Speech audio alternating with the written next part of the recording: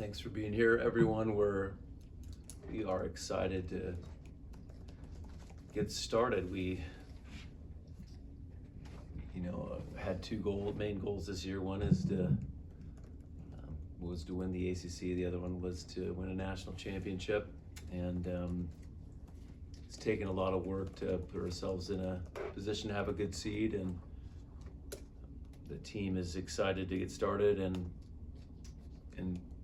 we're healthy and ready to get going. Dan, what feels different about this group going into the tournament compared to the other tournament teams you've had, especially recently?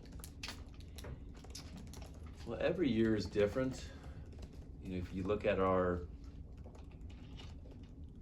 the starting lineup we've been doing the last couple games, there's only two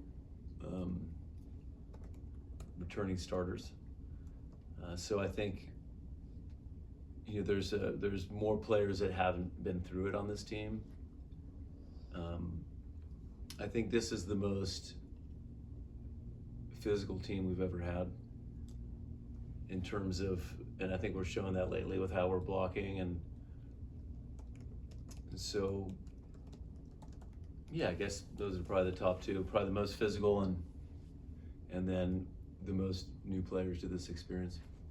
Dan, were you surprised with the number one seed? I mean, I feel like the way you scheduled and the record overall wasn't super surprising. Was there any sort of doubt coming into the selection show that you might? Well, there's always doubt in the selection show, but I thought we'd be, top four based on how well we did within the top 25.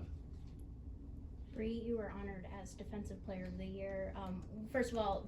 First in the program history, what was your reaction? Were you surprised at all, and just how do you feel about it? Well, honestly, yes. I was a little surprised, but then people told me where I was ranked, and it made sense. But it's just special to have that. I think that, well, obviously it's never happened for Pitt, and it's never happened for me, but I'm very grateful for that award, and it's not me alone, it's the whole team that got me that. Bre, how would you sum up your season overall from 3 months ago, your hands bandaged, to now you're feeling healthy, ready to go? I mean, yeah, it was a challenge. The way I started off wasn't, ideal, but I got used to the little cast on my hand, and then it went away. Now I'm just with buddy tape, but I think it's going well. I think that blocking-wise, it's definitely just been something that I've wanted to get better at this entire year, and Kellen and Fish have helped me a lot, just get my hands in a good place. Olivia, I'll ask you about winning Player of the Year as well, but I'll also add, what perspective do you have coming into this tournament that you might not have had before? Yeah, that's a good question, actually. I don't know, I feel like this tournament is different. I feel like this team is different, especially because we got the experience at the beginning of the year. I feel like just going through something that felt so much like a Final Four, where we got the immediate pressure before even really playing with each other, so I feel like having to adapt in that situation and how much we've grown since then just shows how much talent and grit this team has, because I feel like that was just a really tough way to start our season, but I think we responded really well from the two losses, and we've gone on to have one of the best seasons that we've ever had, and I just feel like that's definitely going to continue into the tournament. Bre, how do you think this team's done so far? Olivia mentioned just responding to losses. Obviously, last year you guys only lost one game, but this year a little bit more losses on the road. So how do you think you guys have responded overall after those losses? I think really well. I think each loss has taught us something. This team was very, very new, being put together, and so we had to gel and grind through those losses, and I just think overall, it's going to help us in the end.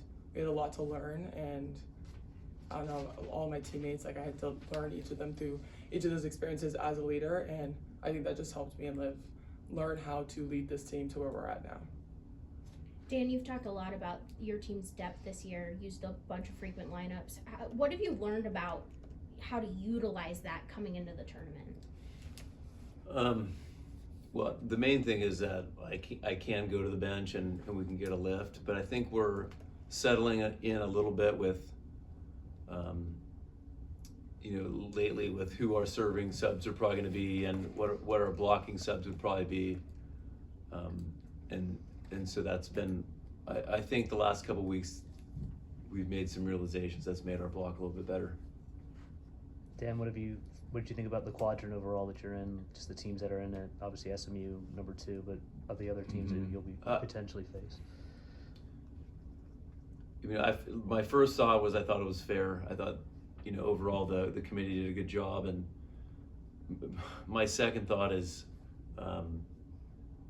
more just a reminder to the team and myself that it, you know, like every team here is good. So like sometimes, you know, every year there's a game that you think is going to be, oh, that team will win, and then they're in 5 sets, and so just a reminder of that. It doesn't really matter what it looks like on paper. That everyone's playing for their lives and is going to give their best. Olivia, this team doesn't have a lot of NCAA experience, but you guys do have, well, some of you do, but you guys do have a lot of players who have played for national teams in other big environments. What kind of unique competitive maturity does that bring, even without the actual NCAA tournament experience?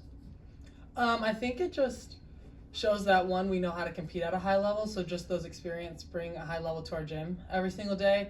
And then also, obviously, on these teams, you have to be adaptable because USA teams, like, you're playing with people who you haven't played with, and then you just have to adapt to that. So I also feel like being able to adapt to a new team also helps you adapt to games where you might not be playing your best, but you still have to find a way to pull through and win. So I feel like that's just something that this team has been really good at this season, and I think that's definitely going to be something that helps us in the tournament. Bre, does it feel a little bit bittersweet this is your last NCAA tournament? 100%. This entire last 3 weeks, I've just been like, oh wow, like the end is staring me in the face. But I'm so grateful. This team has been amazing, and I cannot wait to see what we do in the next few weeks. Bre, when you think about, you know, all this team has gone through, not even just since August, but taking it back to January, the roster turnover, the injuries, all that. What does it say about your team's ability to adapt and grow, and how proud are you of all of that? I think that when we started, it definitely didn't look like where we're at now. We've definitely grown a lot over, especially this summer. Like, we had pretty much everyone come in around that time, so that time really helped us, and we wanted to be there, which makes a huge difference. If you want to be where you want to be, then you're most likely going to grow in that area. But I just say I'm proud of this team. It took a lot of grit and a lot of hours, tears, sweat, like just doing mini groups with each other, getting to know each other. I just think everyone has put in 110%, and that's why we're where we're at. Dan, how do you feel like the conference sort of fared in getting some seeds, or just, you know, Georgia Tech and North Carolina getting some of the last at-large bids as well? Yeah, I was really happy that, you know, that they got in. I thought it was deserved, but still, you know, they were on the bubble, and it's just continues to show what a great conference we have. Olivia, with how are you helping this lineup? You know, so many people who haven't been in the tournament, but what are you saying to them? How are you preparing them? Bre too, just because you guys have been through it. Yeah, I feel like just before the game, we tell them just to take 1 point at a time. Obviously, your goal when going into a game is to win, but you can't go into the game thinking about the win because it takes a lot of work to get there. So I think we just talk about taking every point at a time and limiting their service runs. And I feel like by focusing on every point individually, it kind of helps you not get in your head, because then you're not focusing on the previous point, you're just focusing on the next one. And I feel like that is something we really try and instill, especially because a lot of people are new to this team. So it's really easy to get insecure. I feel like that's just a normal thing in volleyball. So I feel like if we just tell everyone to stay engaged, it's really easy for this team to stay together in hard moments. Bre, where do you think this team has grown the most since your first game against Nebraska to now? It might be hard to pinpoint, but just one area you think, you know, we're way better than we were when we started. I want to say, I'd probably say communication and small conflicts, which is something we do on this team.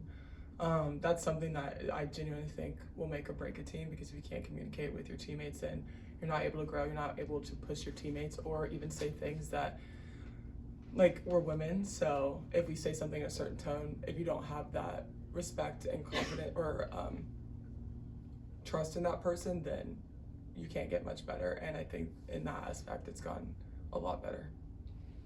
Dan, number 1 seed, another threat for the Final Four, trying for 5 straight. How has the identity of this program, you know, changed from that first Final Four to now, or has it changed? I mean,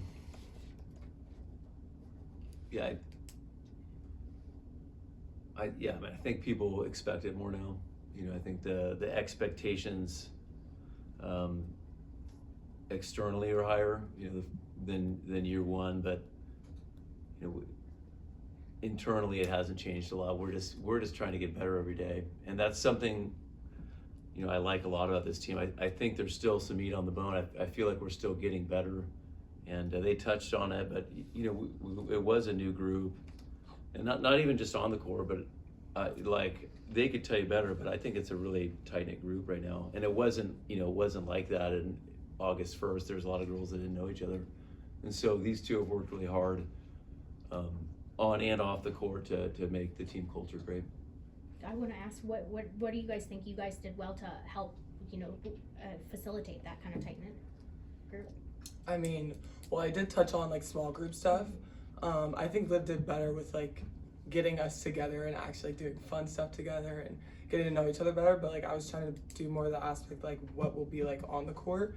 And earlier this year, I think it was right before Louisville or after Louisville, at their place, like we did this small group thing about like it was a question that just vulnerability, like that was my biggest thing, is make people vulnerable, and like I think that genuinely helped. Everyone was actually like vulnerable, and I don't know, all of them were just like, we really appreciate you doing that because we got to see a side of each other that we hadn't seen yet.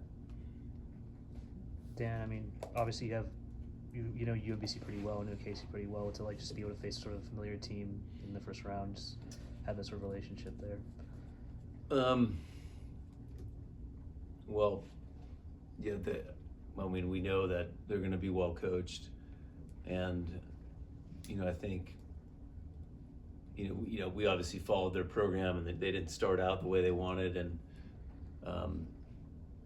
but they're definitely figured it out and are playing their best volleyball of the year. And I think they're it seems like they're pretty balanced. They have all their hitters can kill the ball,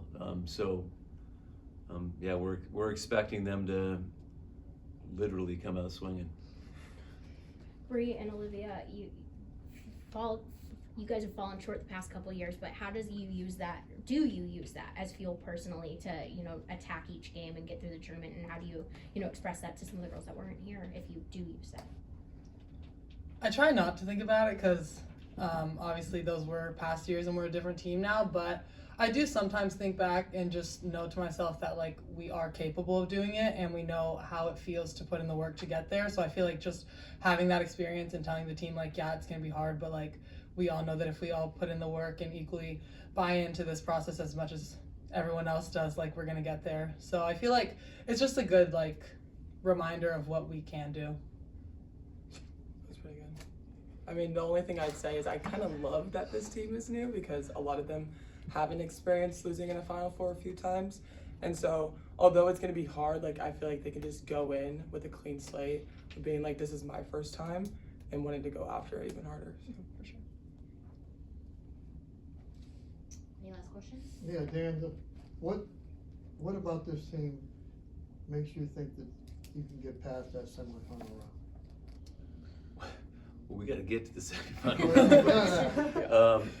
What I'll say is, and with that, keep showing up, Pittsburgh. We need you. We need you at each round. We want that home court advantage. We have lost.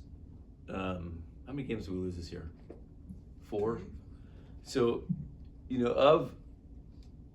lost the first game of the year to Nebraska. We weren't that far off of forcing a 5th set. And then all the other games we've lost have been nail biters, and quite frankly, a lot of those we were better statistically. And so I think the main takeaway is that we can beat anyone. And then also just I've said this before in other interviews, but like this team, when we're playing our best, is incredible.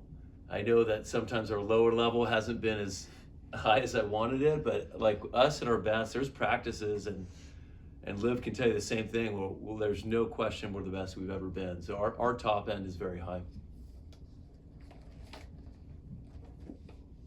All right, thanks so much. Thanks.